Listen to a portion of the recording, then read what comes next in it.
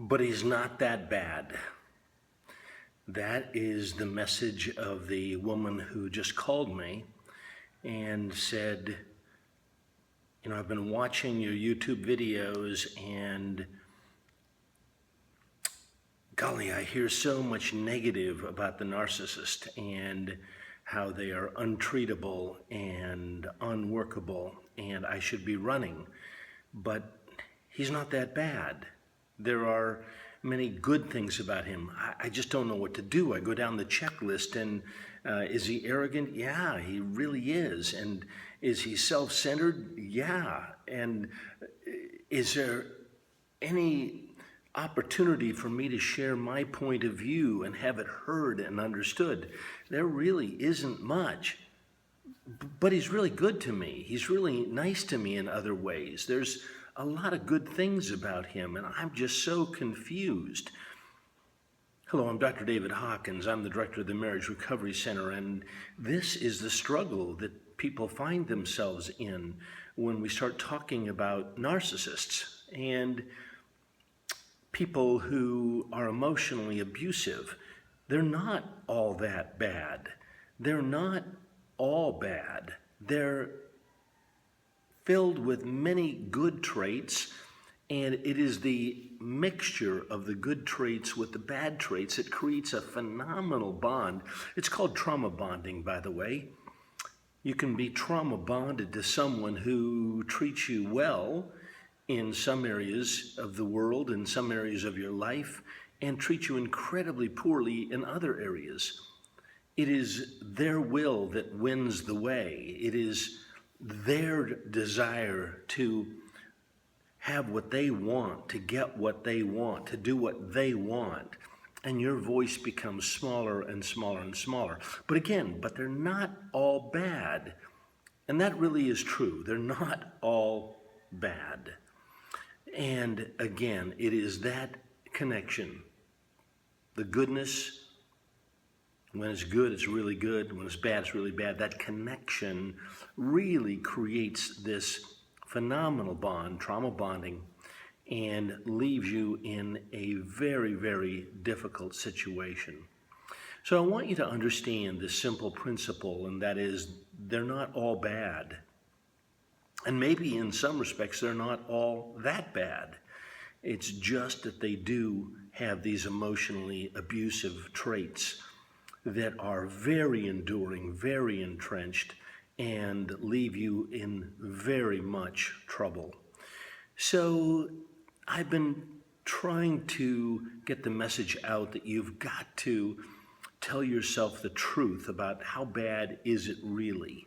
And I think if you write down how are you living and what are his traits, and in some cases it's what are her traits, and really get clear. You will know the truth, and the truth will set you free. It is speaking the truth and writing this out. And by the way, when I have people write out, what is it really like to live with him? The good, the bad, and the ugly, a fearless relationship inventory. That's a difficult assignment to do. And it may leave you feeling discouraged and distraught, because when you see it on paper and write it out, you really come to understand that while there are many good traits, many wonderful things about him, there are also many things about the relationship that leave you in desperate straits. What to do? I'm going to give you just a couple of things additionally. I've already been saying a lot of this in other videos, but I want you to, number one, tell yourself the truth. Really force yourself to be candid with yourself about the truth of the matter. What is the good in living with him? What is the bad and what is the ugly? And really write it out. Write it out again and again and again, and speak it out to someone. Many of you are living in silence. Many of you are living in fear. Many of you don't know where to turn. You've turned to the church, and the church has let you down. You've turned to friends, and they smooth over the problems. They don't get it, what it's really like to live on this roller coaster. So I want you to write it out and look at it and then speak with a professional and speak it. Say it out loud. What is it really like? What is the good that's really good? What is the bad that's really bad? And what is the ugly and is really ugly? Number 2, understand and appreciate that the mixture of good with bad creates a trauma bond. And number 3, I want you to really think about intervention. So as long as you stay with him, as long as you keep relating on a day in and day out basis, then he's not going to have much motivation to change. I've already made it very clear.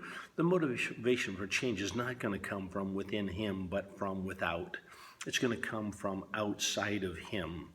And that's going to have to come from you, and you're going to have to get lots of support and get lots of strength to make a very severe confrontation and intervention, and then we will know if there's any hope for change. So right now, if you ask me, is there any hope for change? I don't know. I don't know how he will or does respond to severe intervention. It has to be severe, by the way. So again, tell yourself the truth. Do a fearless relationship inventory where you write out the good, the bad, and the ugly. Number 2, share it with someone who's wise and really knows what they're talking about. Number 3, if you're going to stay with him, really consider a severe intervention that is likely to require a separation. And then we will see whether he just runs off to someone else for his narcissistic supply, or whether he really does care for you in a way where he's willing to involve himself in depth counseling. So I know these words are hard to hear. I know this topic is incredibly complex. I do not mean to make it sound simplistic. Some of you like what I have to say. Some of you, frankly, don't like what I have to say. This is what I am finding in my many years of counseling practice with narcissists. And so we have to determine to what extent he has a personality disorder and to what extent he will respond to a severe and harsh and very disruptive intervention. And will he stick with treatment? Those are the questions we want to know. And then getting him into treatment with someone who really knows what they're doing. Okay, again, I'm Dr. David Hawkins, and I thank you for listening. And if you want more information, you can email me at drdavid@marriagerecoverycenter.com or call our office at 206-348-5247. Okay, take care and God bless you in your journey. Bye-bye.